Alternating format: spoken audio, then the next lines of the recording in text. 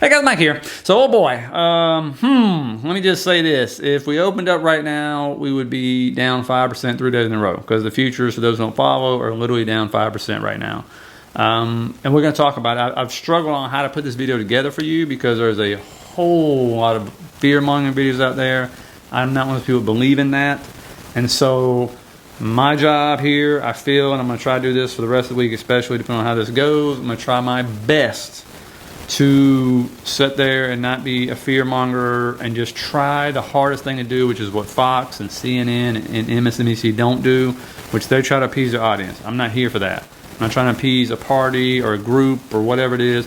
I'm trying to do the hard job of threading the needle, going down the middle, and just because you're very smart people, I really believe that, and trying to say, here's what's happening. So this video will be different than any other video I've ever done in the 4 years this channel has been around, because in times like this, people don't trust things, especially now. And I'm going to tell you why. Like, the untrustworthiness now is at an all-time high for a very good reason, okay? So in this video, I've gotten the latest and all these different interviews. You can literally see like clips of the people who advise the president right now, the president himself, you know, what they've said in the last 72 hours, and why the market is so upset and just melting down. And it's melting down. Let's be real about it. I mean, I'm not trying to fearmonger you, but can we agree if we open up 5% tomorrow, you have 5% down days in a row on the S&P, and the Dow just did something it's never done before Thursday and Friday, which it sold off 1,500 points back to back. We didn't do it in COVID. You didn't do it in any other times, .com, 08, you know what I'm saying? So it's a meltdown right now, okay? And if we open up like this tomorrow, all of a sudden, so fast, we're already in bear market in the Qs, the NASDAQ. If it opens up, I think it opens up 3% or more tomorrow, I believe the S&P 500 would actually be in a bear market already. And I think the Dow is going to be with it too. So again, we'll see where we open up tomorrow. But in this video, I'm going to show you and try to break down like a kindergartner of why the market is really upset. I mean, not just here. Friday turned into a global sell-off. It switched. It was just us selling down. And then Friday, everything started going. Europe, Asia, all going down. I can only imagine the Chinese stock market and Asian market is going to be a bloodbath tonight probably. But, you know, and so we're going to talk about why. Okay, we're going to talk about why and try to make sense of this, to break it down, because I feel like if you're informed, you can remain just as calm as can be. Like, I'm calm. I don't lose. I've literally lost a minute of sleep. I'm mentally tired from having to figure this stuff out and explain it to people and answer emails and DMs and all that stuff. But that's a good thing, right? I mean, I don't mind that. But I'm very calm because hopefully as you've watched these videos since like December, and you guys got other sources you go to that are trustworthy, I've seen some good work out there, that you raise cash going all the way in because of all those bearish divergences and all this massive, like these higher time frame momentum shift indicators and all this stuff, the bond market, everything we've been talking about and other people have been talking about. Hopefully you had cash coming in before this correction at the time started. And then, you know, you didn't buy the dippy dips. Like I always say, don't buy the dippy dips up here. Wait. And then when we broke the 200, nothing good happened below the 200. When we rallied up, hopefully you waited to see what was going to happen, okay? And then, of course, we rejected, and then boom, down we go, okay? So if you didn't buy all these dippy dips and wasn't trying to be the V-shaped recovery people, you should be setting in a decent amount of cash. And here's the positive note. This is when your money's made. This is when you will make the most money you've ever made in your life as an investor, is times like this. Ask anybody, 2020, 2018, 2008. It's painful. It's not a fun process. And I'll tell you why on multiple fronts. One, because of the uncertainty. You don't know when it's going to end. And when things are out of your control, it gets really freakish, right? You're like, oh my God. And we have no control of this. We just don't, okay?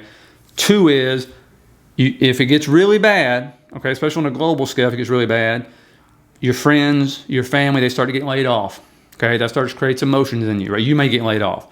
And we'll go through that in this video too, okay? I've been laid off. Trust me, it sucks, okay? It happened to me in 2020. That's another thing. You lose control of now your job and your living and your income. What are you going to do? So there's a lot of things. And so that's why I think being informed creates calm. And it makes you, when you're calm, make much better decisions, okay? Much better decisions. And so let's just understand that. And then we'll try to figure out where the market is right now, where it can go, okay? Because let's be real. This market is so overstretched, it's insane. I mean, I don't care what metric or indicator you're using. It is crazy. I did show the members Friday, and we weren't even down this much now, but now it's like You pull a Bollinger Band up, Bollinger Band, excuse me, and you'll be like, what the heck? You know, pull anything up. I don't care if it's RSIs, MACDs, whatever you like to use, moving averages. You'll say, holy moly, okay? And then with every crash, with every bear market, there is a rubber band slingshot, rip your face off, your skin's melting off type rallies. When's that going to happen? Who knows? But when it does, you'll know, because it'll probably with this mess, it'll probably set a record. I really believe it'll set a record. Honestly, we'll say that. Now, sorry about that.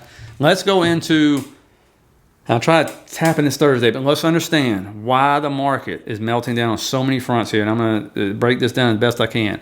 Here's one reason. Because straight up, we were lied to, the countries were lied to, Wall Street was lied to when it comes to what this tariff plan was, what the actual plan was, okay? And just so you understand, let me show you this, roll the film.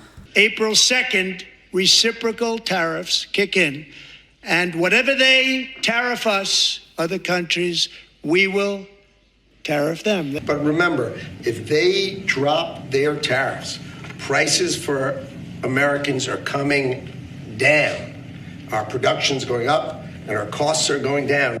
And so that's what we were told for weeks leading forward. Then, of course, they pulled out the board. And then all of a sudden it was based on the trade deficit with some equation they came up with. So, of course, everybody in the mother, even people that were backing the tariffs, all of a sudden they did a 180 and they said this makes no sense.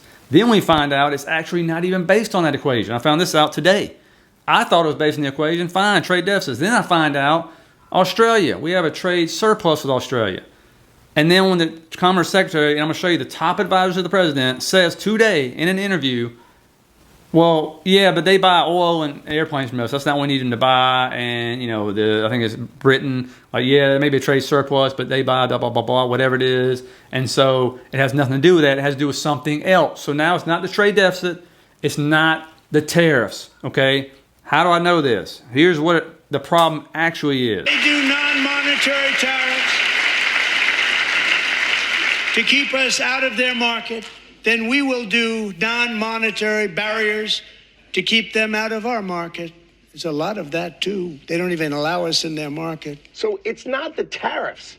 It has nothing to do with tariffs. If they went to 0-0, they would go to 200 billion with us. We need to stop the ripoff, and 0-0 is the way to no, make but we don't have 0-0, sir. We don't have 0-0, actually, because when we saw the president stand in the Rose Garden holding up that chart that you helped make, that wasn't actually tariffs. That was actually confusing to investors because it was some kind of other formula, and the countries themselves seemed kind of random.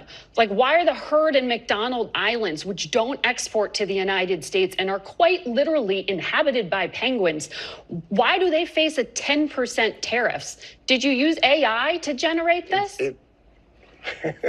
No. The idea is why are they on the list? Left off. Because the idea, what happens is, if you leave anything off the list, the countries that try to basically arbitrage America go through those countries to us. Any country, like we had tariffs, the president put tariffs on China, right, in 2018. And then what China started doing is they started going through other countries to America. Right.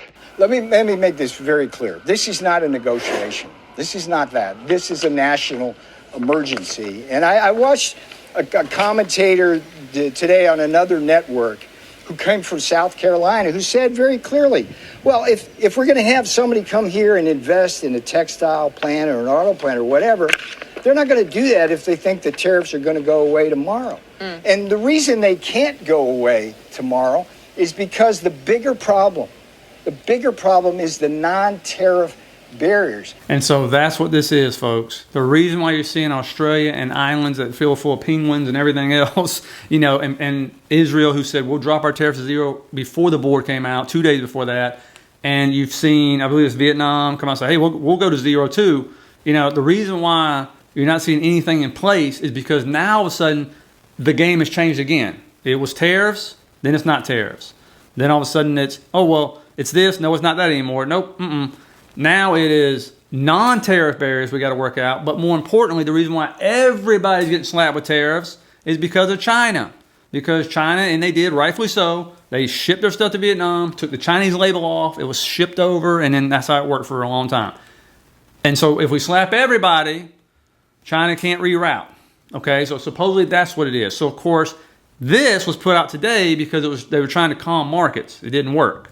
Break-in Economic Council Director, that guy in the bottom, Kevin Hassett, says over 50 countries have begun negotiating tariffs. More than 50 countries, blah, blah, blah. Well, guess what? The market's like, wait a minute. That doesn't matter because you said it's not about tariffs. Your main guy was out there on TV today, the number one advisor, saying no. But the problem is, as the other advisor said, you can't even drop the tariffs now. Because if you drop the tariffs on one country, China can reroute those to that country, supposedly. Now, I know most of you who are very smart, I'm not the smartest, again, regular mind, regular memory, regular IQ. But my thought was, well, how about you just have a trade agreement written up with them to say, if we find out you're rerouting Chinese goods through your country, we will slap you with the biggest tariffs you've ever seen in your life. It will crush your economy. That, I think, would probably work, especially with somebody like Australia who's been an ally for I don't even know how long. I mean, they've been in multiple wars with us, fighting with us, so I don't even understand that one. But again, and I'm biased because I went to Australia in the military and trained with their military and partied with their folks, and they're just some of the nicest people I ever met. Great country to go visit, by the way. And so that's the deal. So now, like I said, and I said this 10 days ago, how can you have high tariff income, which is, of course, the stick, right? The stick and the carrot, the stick to get people to build manufacturing plants here.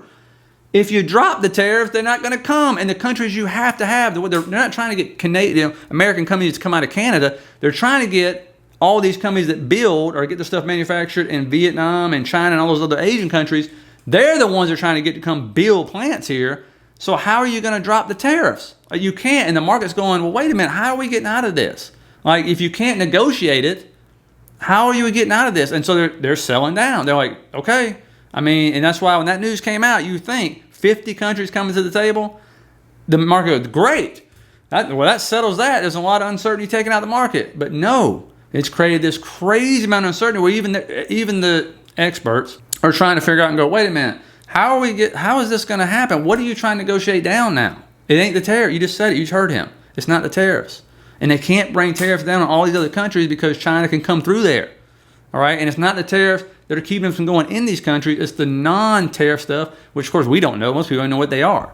Okay? And so India's coming to the table. They're trying to figure it out. But again, I told you the other day, Thursday, Canada, EU, China. That's the big ones. The rest of them don't really matter because they ain't got that big of a GDP. They ain't going to be able to even buy that stuff from us. And remember, smaller countries, if it's about the trade deficit, there's no way for them to level out the trade deficit. They don't have enough people, money, or anything else. A lot of these countries are poor. There's no way for them to buy enough stuff from us to level out that trade deficit, right? That we all agree on that, I hope, okay?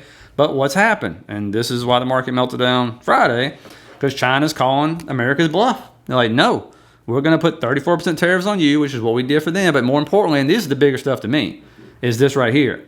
It's what they did with our companies, like adding 16 U.S. entities to its export control, and then more importantly, implementing export controls on 7 types of rare earth related items. Take the rare out of there, but still, we need these minerals. Okay, these are minerals, and you can name them, call them out, and Google them, whatever they are. This was the big one, okay? But then EU came out this weekend. They're trying to, Sunday, they're trying to sit here and bond with Canada and China and create a front on trying to come back with retaliations. But more importantly, it is not about the tariff retaliation, folks. It's the thing, and this is what Fox and CNN, all these people, they ain't going to cover this stuff, okay? This is what I want to tell you. The stuff you're not seeing. We hadn't even felt the effects yet. I've been on the phone with people trying to get all data I can find, right? Talking to people this weekend. I mean, seriously. But this is what's happening. I'm going to show you some short clips. And this is just like an inkling of this. I literally had I could show you 100, 150 videos easy on this stuff. But I narrowed down to like 4, and then I'm going to come back and talk about this because this is very important, especially for my state of Florida. Owner Peter Raju says his business is unfairly caught in the middle of the U.S.-Canada looming trade war. And business has dropped 80% since BC's premier said this. We should really be thinking carefully about spending our money in that country. After his request to British Columbians not to travel to the USA, our business dropped immediately. We will have to lay off staff. It's not only land travel that's been impacted. Plane travel to the U.S. up in the air, too. Canadians are very well known for speaking with their wallets. It's definitely a trend now. It started out, as I said, as anecdotal, sort of people just musing about changing their plans. Now we're seeing like concrete movement of passengers. McMillan says some clients are traveling with an anything but America mindset, looking at European or Mexican destinations or canceling trips altogether. And we're already seeing the beginnings of this with layoffs. Stellantis announcing layoffs in the United States, 900 layoffs in Windsor, 4,500 layoffs in the Windsor Stellantis facility, plus 1,500 more layoffs from parts manufacturers supplying those plants. Whirlpool in Iowa announces 650 layoffs as a result of these tariff announcements. So you're seeing the adverse impacts, you're seeing the nervousness beginning to develop, and I think the momentum on that will only continue to build. Shows you the effects that Trump's tariffs have had. At first, the signs were subtle. A Danish grocery store displaying a sign that says, "Buy local." A French boutique quietly swapping out Levi's jeans. Canadian markets removing American bourbon from their shelves and renaming the Americano coffee. Then the hashtags emerged. Boycott USA, boycott American goods, buy made in America. And before you could blink, there's a full-scale boycott. Tesla, Coca-Cola, Pringles, McDonald's, even good old Netflix. American goods are suddenly the ultimate taboo. They're off the shelves. And they're off people's shopping and wish lists. And so that is the form of retaliation. I don't really understand why these countries are trying to put retaliatory tariffs on us. The biggest one is just boycotting. Boycotting is it is spreading. I was talking to people about this. We have Canadian viewers, we have Canadian members, all kinds of stuff saying, is this true? I don't live in these countries or whatever. And it is spreading. It is getting bigger and bigger. And one thing I wasn't aware of until I talked to a friend who lives in the United States. She is like a purchasing manager, project manager, whatever she is, this company, and they get goods from EU and Asian countries, bring them here, assemble them, and then sell them, of course, right? And so they started doing layoffs weeks ago, before the big tariffs hit, because of this right here. And I didn't realize this was going on, so I appreciate her telling me this. But European suppliers are reportedly pausing or stopping fulfillment orders from the U.S. companies, not just in wine and all that stuff. It's in a lot of other stuff. And so, of course, when the big tariffs hit on the Asian countries, they were like, her words on the phone was like, well, I'm screwed. I mean, we're just screwed. That's the way it is. We're going to do more layoffs. And so this is the stuff. Remember, the majority of companies in this country aren't publicly traded. That's why you don't hear about them. Okay. Remember, over half the backbone of America isn't the apples. Okay. It is family-owned businesses. It's smaller businesses. Okay. That hire, 6 people, 50 people, 100 people, not Apple, not Microsoft. Those are not the backbone of this country. Okay. It's not. I'm sorry. It's just not. Remember, Apple, half the revenue comes from overseas. I think Microsoft, like maybe 45% comes from overseas. No, that is not the backbone here, okay? And so, but those are the people that are feeling this, like in Florida. I didn't even put these videos in here, and I'm hoping, again, I hope this goes away. I don't want anybody getting laid off. I've been laid off. It sucks, okay? So I don't want this to happen. As much as I enjoy seeing the stock market give me discounts, okay, for all of us, that's great. But I don't want to see all these people who don't work for publicly traded companies getting laid off. And I was looking at, we're a big tourist state, man. And I had no clue, because I'm not in the business, of how much Florida actually depends on Canadians and Europeans for travel. But oh boy. I was looking at videos of hotel owners recently over the last 7 days, getting interviewed down in South Florida, especially. That's the really big tourist hub in Florida. Oh boy. We're talking about massive declines. Massive. It just started. We didn't even hit tourist season yet. So this better get resolved before summer, or man, Florida is going to get hit hard. It sucks. Oh, big time. So anyway, and again, if you're in Florida, let me know what you're seeing. So let me know, again, while you've been sharing your stuff with me. I appreciate it. That's why I started researching some of this stuff. I really appreciate that, and I do read all the comments, yes. Now, the market. Understand, global CTA position. We've been talking about it. Near peak levels in early 2025, systemic trend followers have sharply de-risked. And it's going down, right? They're short, okay, on a global scale. Remember, this is now a global sell-off, not just a United States sell-off, okay? So you come over to S&P, look at that. Just take a look at that. That drop in 2 days, and that's not showing tonight. This is the SPX, not the ES, okay? I'm not even going to show that one because, I'm just not going to show it. But that's where we would be at. If we open up right now, that's where we'd be at right there at 48.25, which is a major level. Okay, and so I think that's why you're seeing a bounce. It's holding right now. It's the 50 fib, all that good stuff. There's the 200 week. Watch that one. That's going to be big time, okay? Because in major crashes, a lot of times, here you can see in 2022, we bounced off of it. 2020 went below it, okay? But when stocks start getting below that 200 weekly, they get bought up hard usually, okay? So just understand, 200 weekly is a big, big moving average. We are so far down from the 200 right now, it ain't even funny. And here's the one thing you have to understand. This is just a fact. I'm not trying to scare you. If we go into a recession, especially a global recession, the market goes down so much farther. You have to pull up your charts and understand a crash, a bear market, without a recession, you're talking 25, 32%. If it's a recession, a real recession, especially on a global scale, then you're talking 50, 55, 60%. Okay, so I just need you to understand that. Pull your charts up and look. I got trend lines all over this thing. You know, these are longer term trend lines. When we pull up the Qs here, I mean, obviously you can see that's where we stopped. And that weekly fair value gap that I put on here last week on the SPX and the QQQ, I didn't think we'd get there in one day, folks. We got there in one day, and that's where we held. Like, I knew that would be the draw. We took out the August lows and all that fun stuff. But that's where we are now, at the 0.5 fib, trying to hold, and that's very important because you can see, right? You see those levels? Like, that's a place where this market wants to try to hold. That's where we keep bouncing off of. We keep coming down these major levels and holding them, all right? But tomorrow, if we open up like we are right now, we'll be talking about circuit breakers again, 3 days in a row, all that fun stuff. And, you know, we'll see where we're going to go. But again, you see, it's not even that far away from the 200 week, okay? I mean, that's where we are in after hours, basically, if this opened up. And so the 200 week is right there, which you should, if we hit that, you should see a major, major bounce. Now, I told you to watch the banks. There was head and shoulders. I said they were ugly.